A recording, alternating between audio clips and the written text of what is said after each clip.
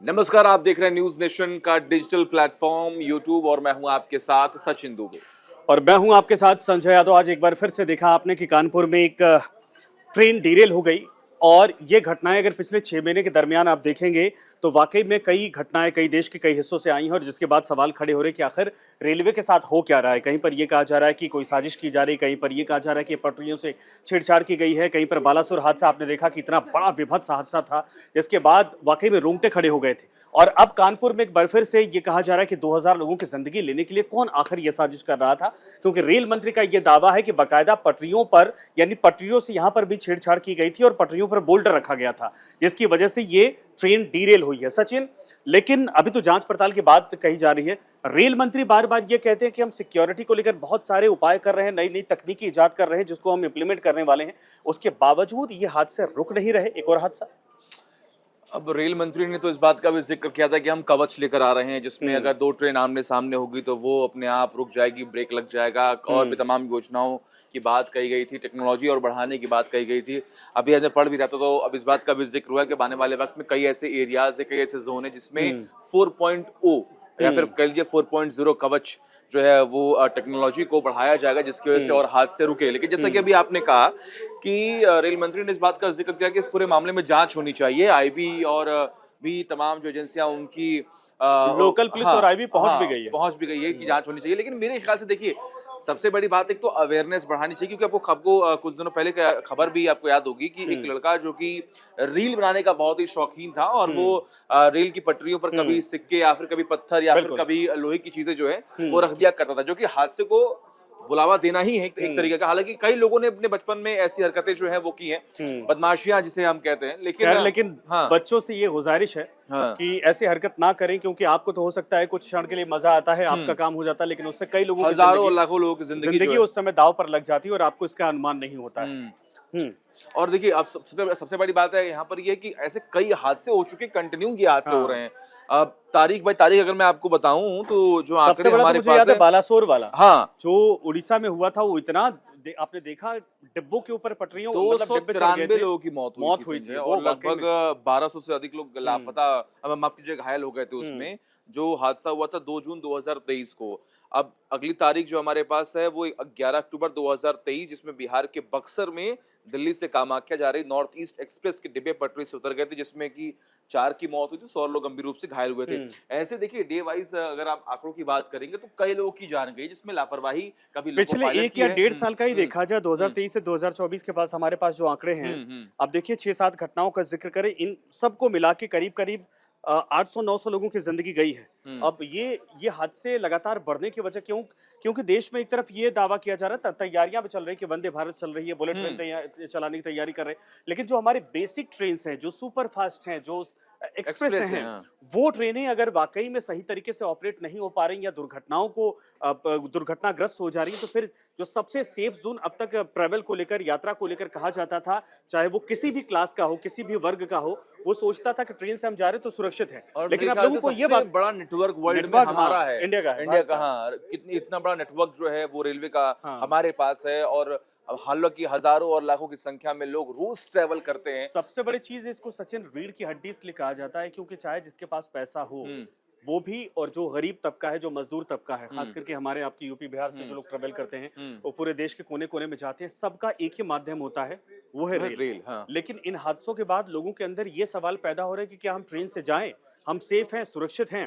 हालांकि इतना बड़ा नेटवर्क है, उस हिसाब से देखा जाए तो ये घटनाएं कुछ 1% से भी कम है, अच्छा, अगर उस हिसाब से देखा। पर्सनली मुझे ये लगता है कि देखिए, इस हम्म। पर राजनीति बिल्कुल नहीं होनी हम्म। चाहिए।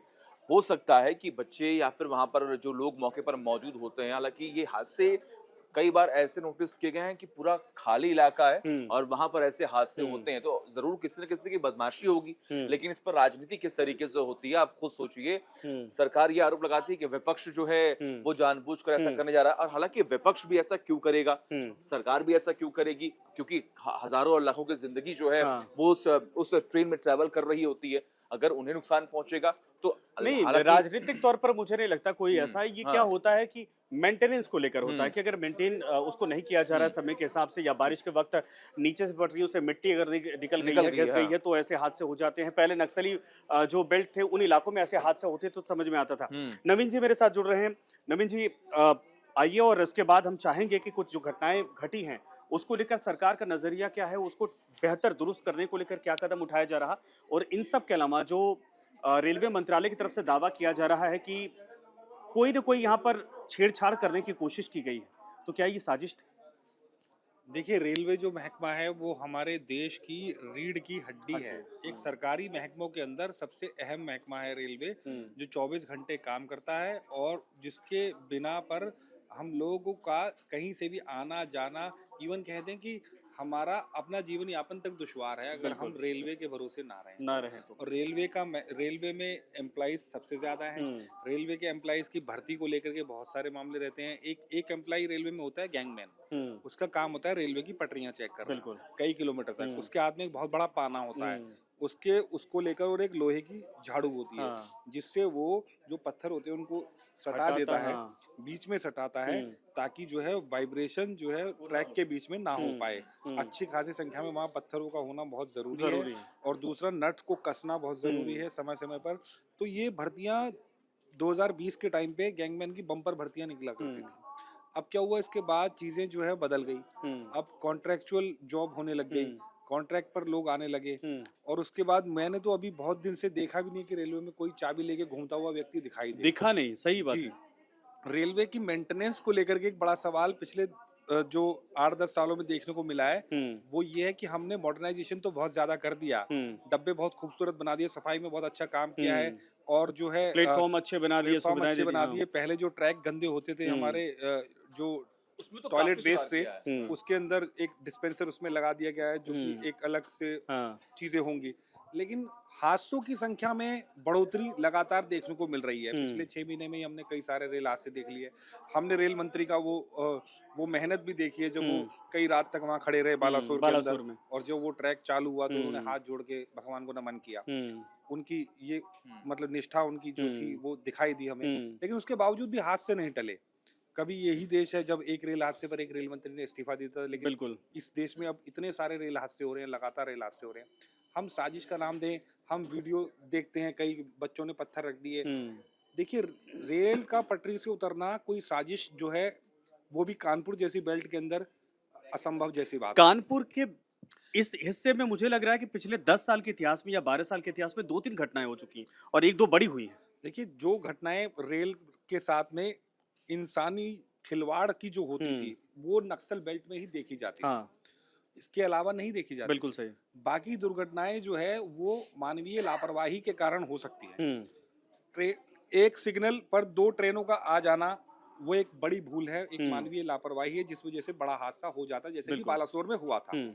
लेकिन अचानक ट्रैक से गाड़ी का हट जाना, और वो जो ट्रैक से उतर के 22 डब्बे एक साथ उतर जाते हैं, तो उसकी बड़ी वजह जानना बहुत ज्यादा जरूरी है। अब जो है इसमें आपको सोचिए कितना बड़ा चैलेंज है। हम तो पहले ही कहते हैं कितना बड़ा रेल नेटवर्क है हमारा। मुझे ऐसा लगता है कि जैसे हमने जो स्पीड वाली रेल बढ़ाई है अभी, ट्रैक हमारे वही हैं। एक सवाल इस पे आया था कि हमने ट्रेनों की गति बढ़ाने की कोशिश की है, हमने मॉडर्नाइजेशन किया है, लेकिन ट्रैक का अभी तक डेवलपमेंट नहीं हो पाया। सही बात है। हमारे लिए वो ट्रैक बनाना बहुत ज्यादा जरूरी है। ट्रैक पे लोड बहुत ज्यादा बढ़ रहा है। आप देखिए ट्रेनों की कितनी ज्यादा संख्या बढ़ गई। दिल्ली में रोज कितनी ट्रेनें आ रही हैं। और ये ट्रैक आप सोचिए कि 20 साल, 25 साल, 30 साल पहले कुछ तो ऐसे भी है कि जब आजादी के वक्त तब से लगातार है। भारतीय रेलवे का जो विकास है, और भारतीय रेलवे की के अंदर जो चीजें की गई पुराने जमाने में, उसके बाद बनस्पत जितनी सरकारें आती गई, तो समय के साथ उन्होंने डेवलपमेंट किया, ट्रैक बिछाए, छोटी लाइन से बड़ी लाइन हुई, ठीक है, कई चीजें बदली है। लेकिन जो है माफ कीजिएगा, लेकिन सबसे ज्यादा जो चीज देखने में आ रही है इन सारे हादसों के अंदर, वो ये है कि सरकार कहीं से भी निचोड़ कोई निकाल नहीं पा रही है इनको रोकने के लिए। कोई कारण, कोई मोटा कारण नहीं मिल पा रहा है। मुझे लगता है कि ट्रैक पर लोड बढ़ना, ट्रेनों को ज्यादा ट्रेन हमने ज्यादा कर दी है, लेकिन ट्रैक की मेंटेनेंस पर हम कितना ध्यान नहीं, दे ये रहे हैं? तो विपक्ष पे सवाल, विपक्ष क्या, मुझे लग रहा है कि सभी लोग सवाल उठाते रहे, सदन में भी कई बार हुआ है। उसको लेकर भी सरकार ये दावा करती है कि हम प्रोसेस में लगे हुए हैं। लेकिन इन हादसों को कंट्रोल करने के लिए फिर कैसे कदम उठाया जाएगा? अगर वो सतत प्रक्रिया बराबर चल रही है, ठीक है, समझ में आता है। लेकिन पिछले 6 महीना का सिर्फ आप रिकॉर्ड उठाइए, 4-5 ऐसे बड़े हादसे हो चुके हैं जो सियरन पैदा करते हैं। तो फिर पब्लिक कैसे ये सेफ माने अपने आप को कि हम ट्रेन से यात्रा कर रहे हैं तो वाक़ई में सुरक्षित अपने घर तक या अपने जहाँ जाना है वहाँ तक ये पहुँच एक बड़ा जाएँगे? सवाल है। आज की डेट में मैं भी अगर ट्रेन से यात्रा करने की सोचता हूँ तो मैं अवॉइड करता हूँ। मुझे लगता है कि मैं अपनी गाड़ी में ज़्यादा सुरक्षित हूँ, क्योंकि वो मेरे हाथ में है कि वो कैसे चलेगी। यदि सड़क पे कोई संकट है तो मैं वहीं गाड़ी को रोक सकता हूँ। लेकिन ट्रेन भगवान के हाथ में चल रही है, इंसान के हाथ में नहीं चल रही है आज। बिल्कुल सही। जिस हिसाब से हादसों की फेरिस्त बढ़ रही है, उससे ये कह सकते हैं कि ट्रेन जो है वो अब मानवीय जो कंट्रोल है, हाँ, नियंत्रण जो है, मानवीय हाँ, नियंत्रण उससे उससे बाहर जा चुकी है। हाँ। क्योंकि 22 डब्बे अगर अचानक से ट्रैक से उतर जाते हैं तो वो जाहिर सी बात है कि ट्रैक के ऊपर कोई ना कोई जो है परेशानी थी। ट्रैक की समय पर जांच नहीं हुई। क्योंकि ओवर स्पीड का कोई मामला नहीं है इसमें। ये मामला सीधा सीधा ये है कि अचानक ट्रैक की मेंटेनेंस जो है वो क्यों नहीं की गई, समय पर मेंटेनेंस नहीं हुई, इस वजह से ट्रैक से उतरे हैं। अगर वो शुक्र है कि हताहत की संख्या नहीं है, नहीं। नगण्य के बराबर है, और यदि होती तो शायद ये ज्यादा बड़ा मामला हो तो जाता। कुल लेकिन मिलाकर अगर हम देखें ओवरऑल तो कहीं ना कहीं मेंटेनेंस की एक बहुत बड़ी समस्या है जो कई सालों से लगातार उठती आ रही है। उस पर सरकार को फोकस करना चाहिए। बिल्कुल, रेलवे जो है वो एक ऐसा महकमा है जिसमें 24 घंटे की मेंटेनेंस चाहिए। हम्म। रेलवे ऐसा महकमा है जो 24 घंटे काम करता है। चाहे वो आप देखेंगे छोटे से छोटे फाटक पे जो आदमी काम करता है वो भी इतना सतर्क रहता है, क्योंकि आप देखेंगे मानव रहित फाटकों पे तो कई सारी बातें हुई, लेकिन जिन फाटकों पे आदमी होते हैं उनकी 24 घंटे की ये जिम्मेदारी रहती है कि कब ट्रेन आई, कब जाएगी। अगर उसमें जरा सी भी लापरवाही हो जाए तो एक बड़ा हादसा उसमें हो सकता है। और इतने सारे एम्प्लॉइज का ये परिवार है, लेकिन पिछले कुछ दिनों में यहाँ भर्तियों की संख्या बहुत बुरी कम हुई स्थिति है। में गई है। और बाकायदे जैसे चीजें फौज की तैयारी प्राइवेटाइज भी करते हो हैं, रही, हाँ। जैसे फौज की तैयारी करते थे। मैं बताऊं कि जब हम 18-19 साल के हुए तो उसके बाद जो है एक लोगों में बड़ी रोचकता रहती है कि हम रेलवे की नौकरी लेंगे, हाँ, सही क्योंकि बात है। रेलवे के अंदर नौकरी का एक अपना रुतबा था, क्योंकि रेलवे के बड़े अच्छे जो है फ्लैट उनको मिलते हैं, उसका लाभ उनको कई मिलता है। सुविधाएं थी, केंद्रीय और फिर नौकरी जो हुआ है करती थी। बिल्कुल अब वो भर्तियों का जो है बिल्कुल दौर खत्म सा है। हम्म। तो उसके बाद जो है चीजें प्राइवेटाइजेशन की तरफ गई। तो उसके बाद क्या हुआ कि हमने कई चीजों में तो फेरबदल देखे, जैसे डिब्बों के अंदर देखे, साफ सफाई में देखे, स्टेशन में देखे, चकाचौंध देखी।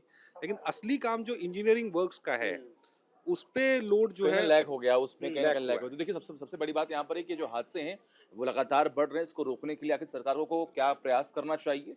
आपको क्या लगता है? आप भी कमेंट करके बताइए और ऐसे ही तमाम ऐसे टॉपिक पर हम बात करते रहेंगे। कल फिर मुलाकात होगी आपसे एक नए मुद्दे के साथ। तब तक के लिए अपना बहुत ख्याल रखिए और देखते रहिए न्यूज़ नेशन डिजिटल।